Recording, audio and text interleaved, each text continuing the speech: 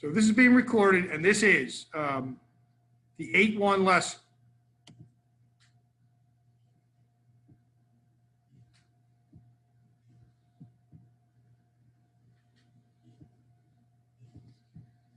So here's what here are the bullet points.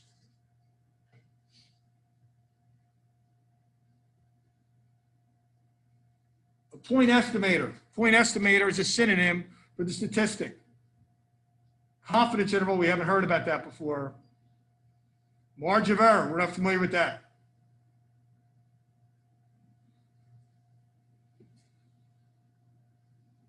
Point estimator is just a statistic. So here's an example. Ready? Identify the point estimator used to estimate the parameter in each of the following settings and calculate the point estimate. So you want to calculate the mean lifetime mu of AA batteries. So you took a random sample of 50 batteries, okay? So take out your calculator and put those hours in a list.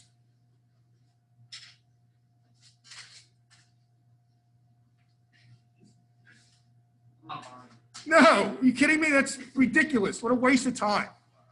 Okay? At least McGarrigle has some common sense. So what would you do? You put them in a list, and you would get somewhere between 16 and 17 hours, yes? That's the point estimator. You don't need to do that busy work to just understand what it is. It's the mean. Now what proportion?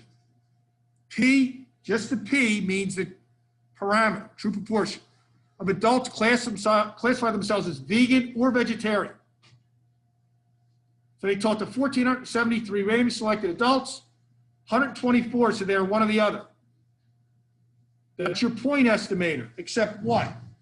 The battery point estimator was X bar, and the vegan vegetarian point estimator is P hat. And you have a decision tree here. Are we going off about, are we talking about means? Are we talking about proportions? Because if you mix them up,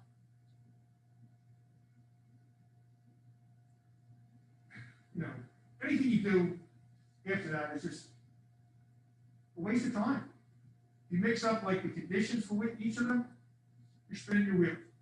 So if you think about this, we keep coming back to this, the scoring distribution for the AP test. One way to look at it is the mean of the class compared to the global mean. And another way is to compare the proportion of kids who got a 3, 4, or 5 with the proportion that got a 3, 4, or 5 globally, or just a 5.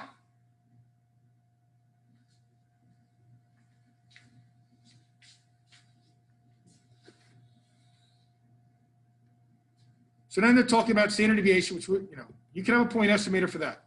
Confidence interval gives a plausible values based on sample data. Doesn't mean possible, it's plausible. Plausible, they're likely. It's not every possible value. The most common confidence interval is 95%.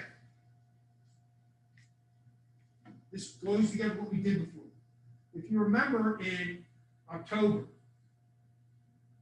if you're not told the alpha level is the area in the tail of the curve, then the default's 5%. Did we tell you that? This is the same thing. This is the inside of the curve. It's 95%. So a 95% confidence interval goes with an alpha level 5%. Alpha in the tails, 95% in the middle.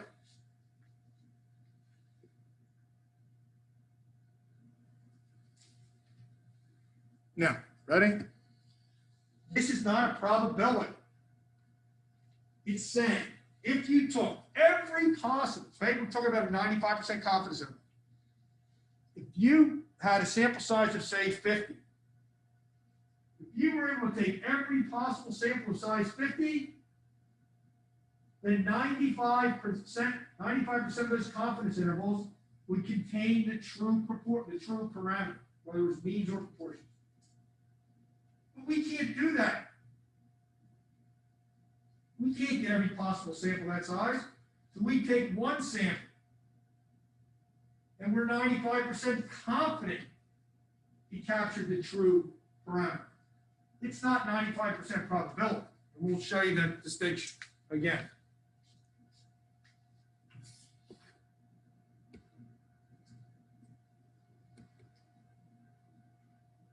Make sure you're describing the parameter correct.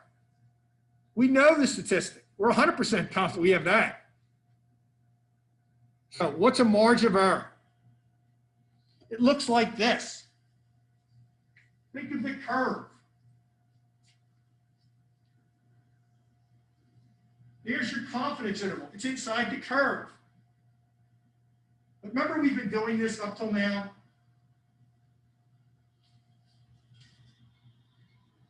Remember, we've been writing the curve.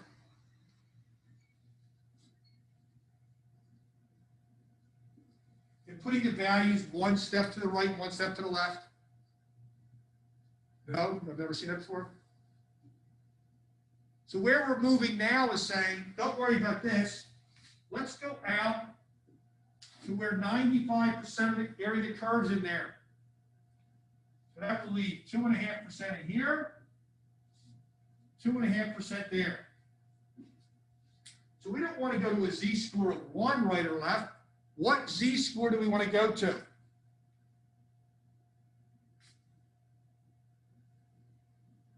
Oh, that's too difficult? You can't do that in calculus unless you memorize it. What did you memorize? You memorized the definition of R squared. Garrigle?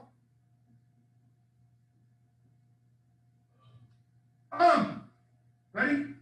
I asked that question to Sean Meenan last week. He was in the course last year and he knew it. Change in output as a result of the input. You're around. It's a proportion of change in the output that can be attributed to change in the input. No motion road if you can't do the definition of R squared.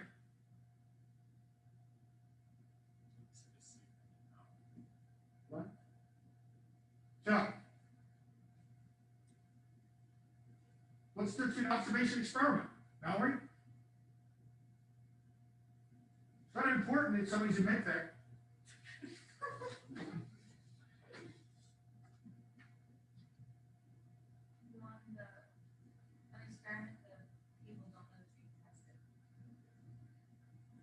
That would be the placebo. That's blind experiment. An observation, yes. The participants choose the treatment. In an experiment, it's imposed on them. This might seem, right? You know what's awkward? Somebody being called out on this in December is not awkward. What's awkward is taking the AP test in May and not understanding these definitions.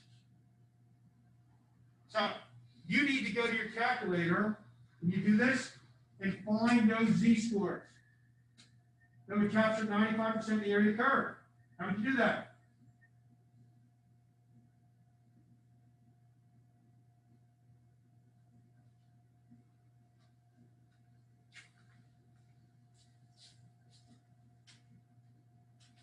Would you do this?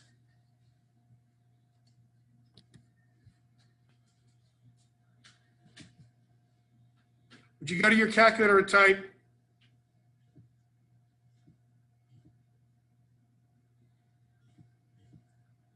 second distribution, inverse norm, 0.95? Would you do that? No. Why not?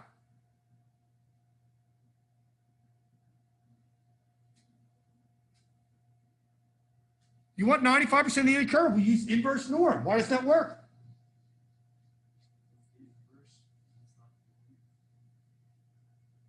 That's the right place to calculate. What's the problem with that question? That input? But the calculator is doing it from the left. And you've got 2.5% in each tail. This is saying at 1.64, 95% would be all the way to the left up to there. So what do we have to type in there?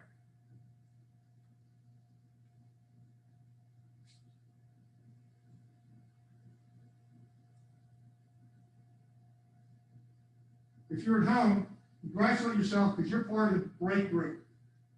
Because I hit a dead end here in the road. That didn't work. What do we have to type in there?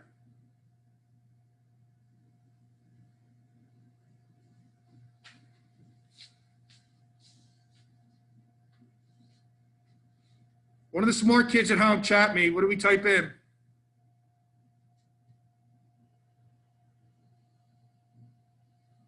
Hello? Did you walk away from the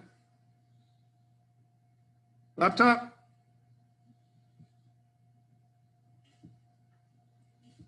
Not 95%. We could do this.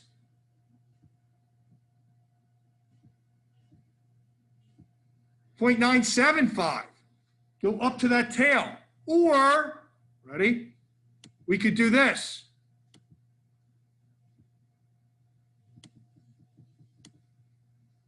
.025, which would give us the negative z-score. See, if we go here, negative.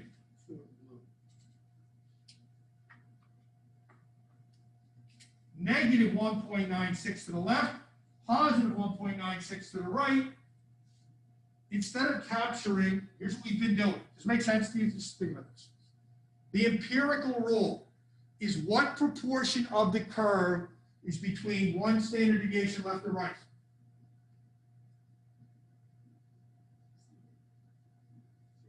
.6826, right? The 68 is fine for now, period. Yes?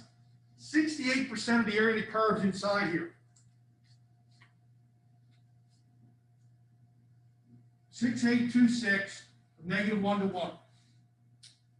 And we've been doing this for months. Drawing the curve, putting no z-scores in there. 0, -1, and 1, and then writing the data values underneath. Now what are we telling you? For confidence intervals, we're changing that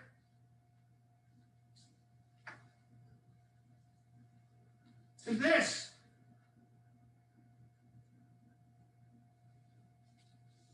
.96 to the right, 1.96 to the left, z-scores, with the 0 in the center, because then we'd be capturing 95% of the end of the curve instead of 68. You can do a 68% confidence interval, nobody's interested in that.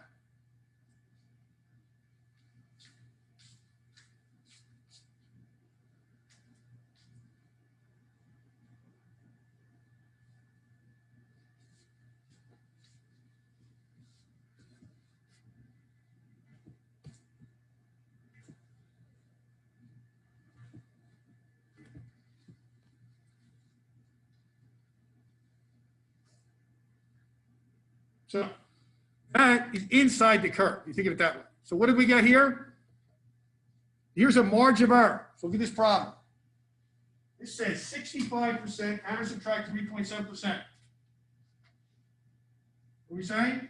0, 1.96, -1.96.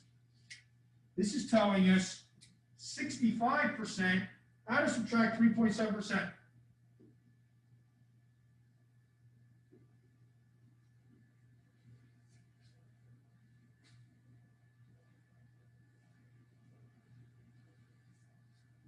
Yes?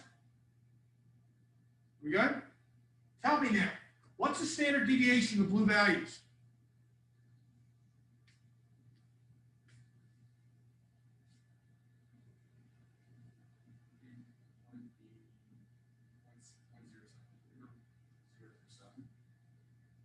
No, that would be 1.96 steps. What would be the standard deviation? What would be 1 step?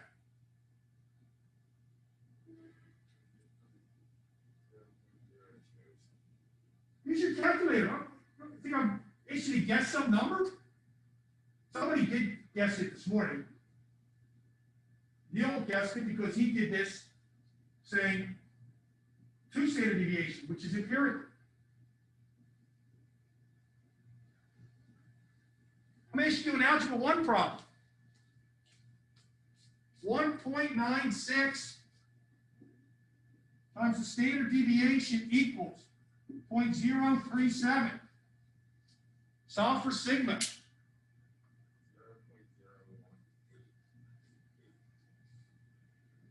It's essentially dividing that in half. Yes?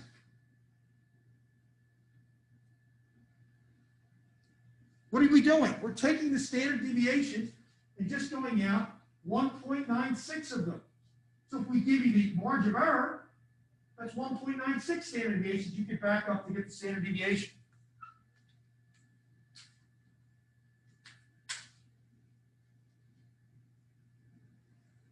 But again, you think of this in terms of the curve.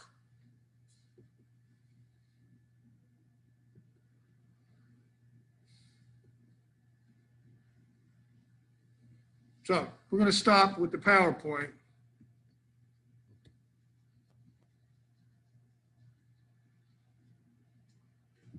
And go here. Ready? This is a big deal. So I'm not going to read it. You're going to read it. I took this out of the old textbook because it was so well written. But the point is, it's a confidence level. It's not a probability, and that's why.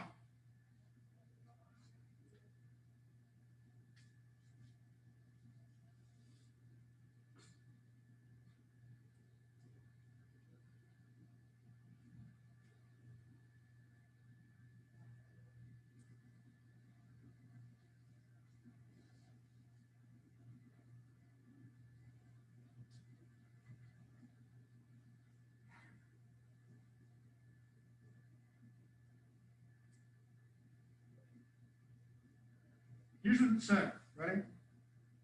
Today is December 3rd. You got it? December 3rd, and it's a Thursday.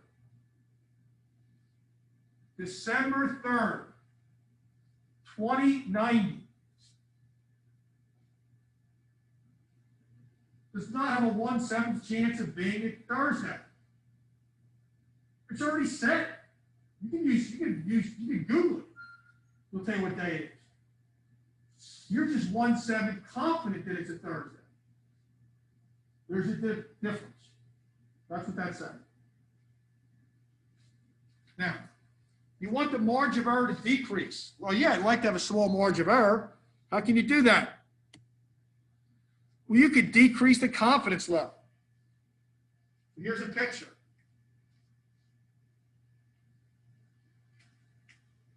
Here's the curve.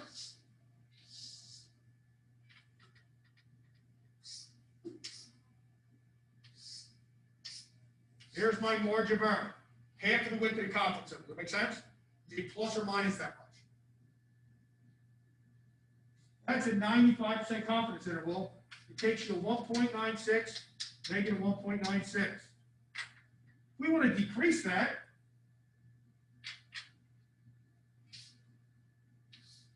it can be 90% confident. Being 90% confident is less helpful. It's 95% standard. So how else can we decrease it? We can raise the sample size. Except raising the sample size costs money. So you have a balance there. And you'll see why, in the problems we're going to do, you'll see why raising the sample size will increase, raising the sample size will decrease the margin of error. Okay? And they point this out. This all is based on getting an SRS. If your data is biased, you can't count on this to be true. So we're going to go to 3 problems. Listening? 5 and 11 and 19, and they all go with the same data set.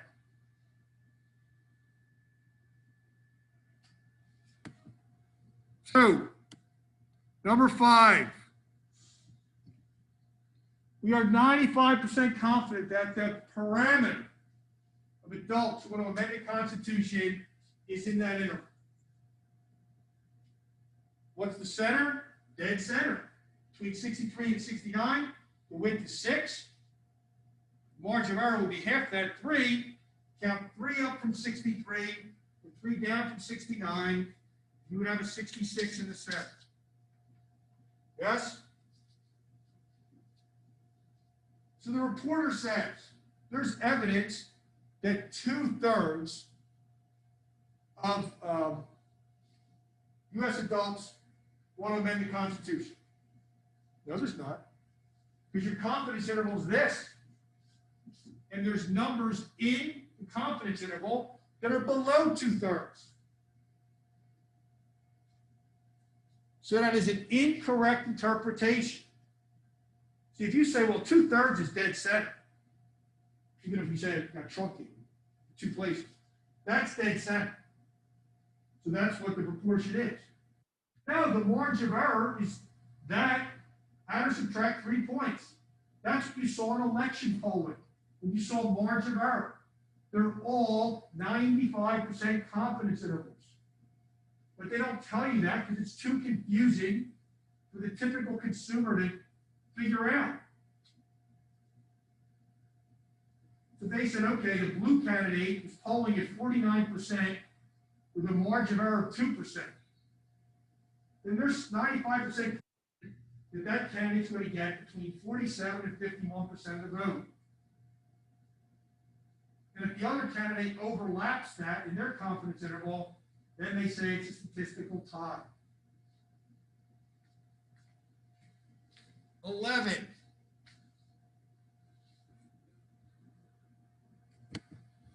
For 11, what does this mean? If you repeatedly took the same, many SRSs of the same size, you would expect 95% of them to contain the parameter. We don't know what the parameter is. It might be this one. It might be over here. It might be over there. This might be one of the confidence intervals that doesn't include it.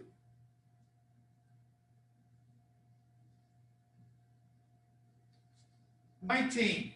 Suppose you want a 99% confidence interval. You can see by looking at this, it would be wider. The margin of error would be higher. Because if you're 99% confident, you would stretch it out to here.